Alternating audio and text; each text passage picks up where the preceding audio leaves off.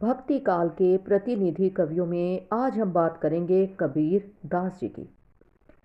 प्रश्न है, कबीर जी का संक्षिप्त जीवन परिचय देकर उनकी काव्यगत विशेषताओं पर प्रकाश डालिए, अथवा कबीर काव्य की विशेषताओं को उदाहरण के साथ स्पष्ट कीजिए। उत्तर, जीवन परिचय लेंगे। हिंदी साहित्य में भक्ति काल की निर्गुण काव्य धारा का कबीर जी को प्रवर्तक माना जाता है। कबीर जी भक्ति काल के उन जन कवियों में से हैं जिन्होंने जन भाषा में भक्ति का प्रकाश फैलाकर लोक मानस को पवित्र किया। उनकी प्रेममयी वाणी जहाँ मानव मन को मानवीय गरिमा से भर देती है, वहाँ उनकी ओजस्वी वाणी मानसिक और दिमागी संकीर्णताओं के बंधन से मुक्त करती है। किंतु खेद का विषय है कि कबीर जी के वास्तविक नाम, जन्म, मृत्यु, निवास स्थान एवं पारिवारिक जीवन के संबंध में निर्विवाद रूप में कुछ भी नहीं कहा जा सकता। कबीर पंथी साहित्य में कबीर चरित्र बोध में कबीर जी का जन्म संवत 1455 में ज्येष्ठ सुदी पूर्णिमा दिन सोमवार को हुआ लिखा गया है। इसके प्रमाण में निम्नलिखित दोहा दिया गया है।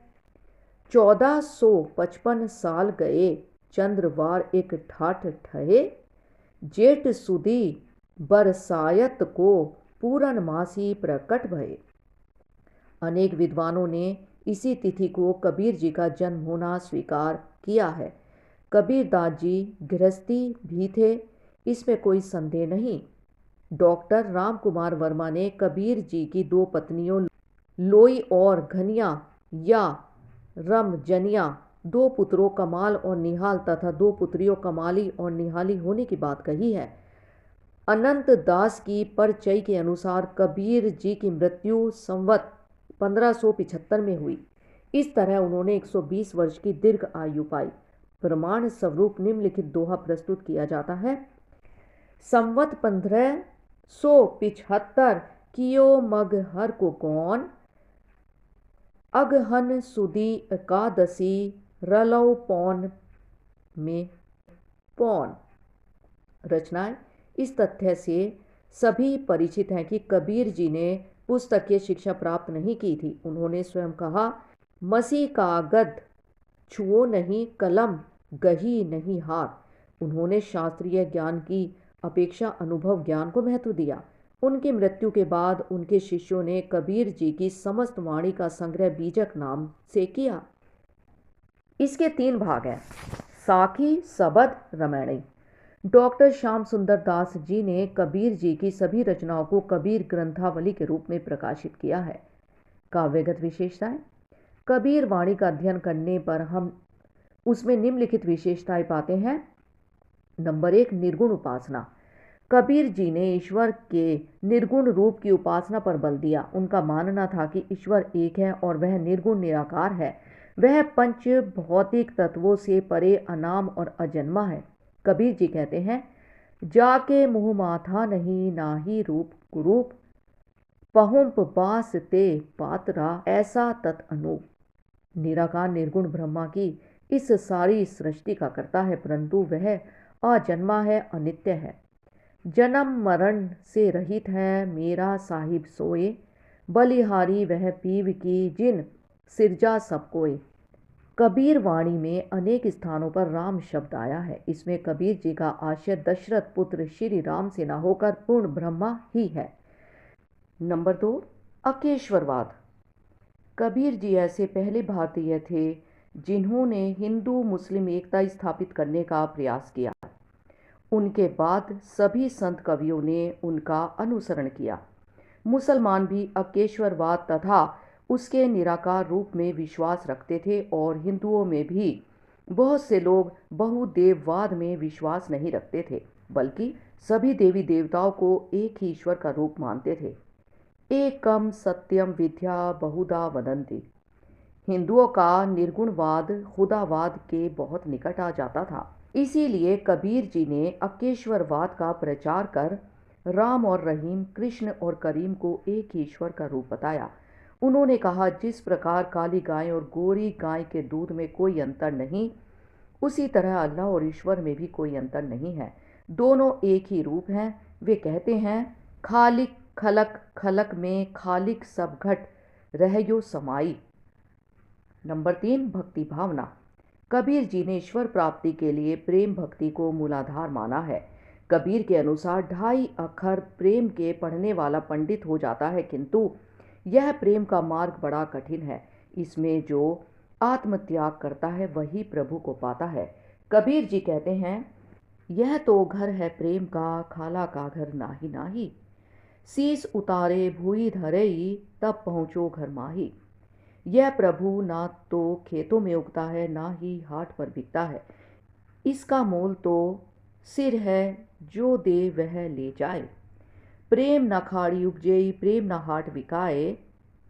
राजा प्रजा जेहि रुचे, शीस दही लाई जाए। कबीर की यह भक्ति ईश्वर के प्रति अनन्य भाव से बिना किसी शर्त आत्मसमर्पण की भावना है। वे कहते हैं, फाड़ी पुटोला धज करऊ, कामलड़ी पहिराऊ।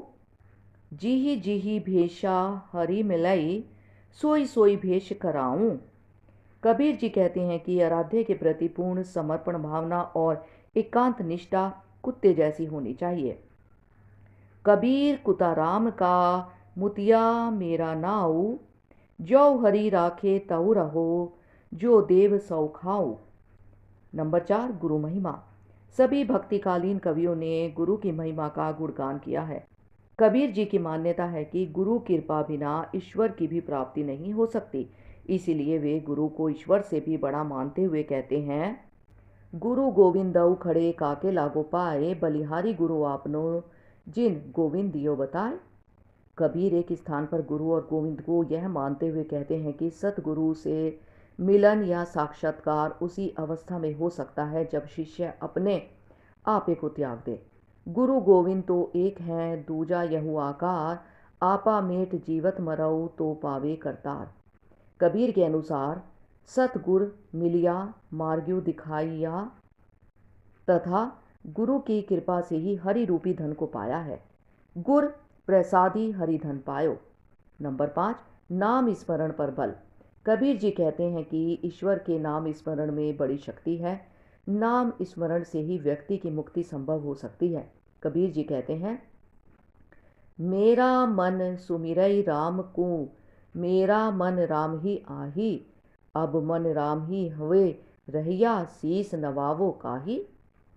कबीर शरीर रहते नाम भजन करने की सलाह देते हुए कहते हैं, लुटी सके तो लूट लियो, राम नाम है लुटी। पीछे ही पछताओगे, यहू मन जेह छूटी। नाम जपते ही त्रिगुणात्मक माया के बंधन कट जाते हैं। कबीर जी कहते हैं, गुण गाए गुण नाम कटई, रटे न राम वियोग। अहनिसी हरि ध्यावे नहीं, क्यों पावे दुर्लभ योग। नंबर 6, माया का विरोध। ज्ञान मार्गी संत कवियों ने माया को ईश्वर भक्ति और प्राप्ति में बाधक मानते हुए उसे महाठगनी कहा और इससे बचकर रहने का उपदेश दिया। कबीर जी कहते हैं कि माया ही सारे संसार के दुखों का कारण है। माया तरवर त्रिविध का, शाखा दुख संताप। शीतला सपनई नहीं, फल फीकाहू तनिवताप। कबीर जी इस माया से बचने का एक ही उपाय सतगुरु की कृपा बताते हुए कहते हैं, कबीर माया मोहिनी जैसी मीठी खांड, सतगुरु ही कृपा भई नहीं तो करती भांड। नंबर 7, रहस्यवाद। कबीर जी की भक्ति भावना प्रेम मूलक है। प्रेम ही भक्ति का समुद्र है।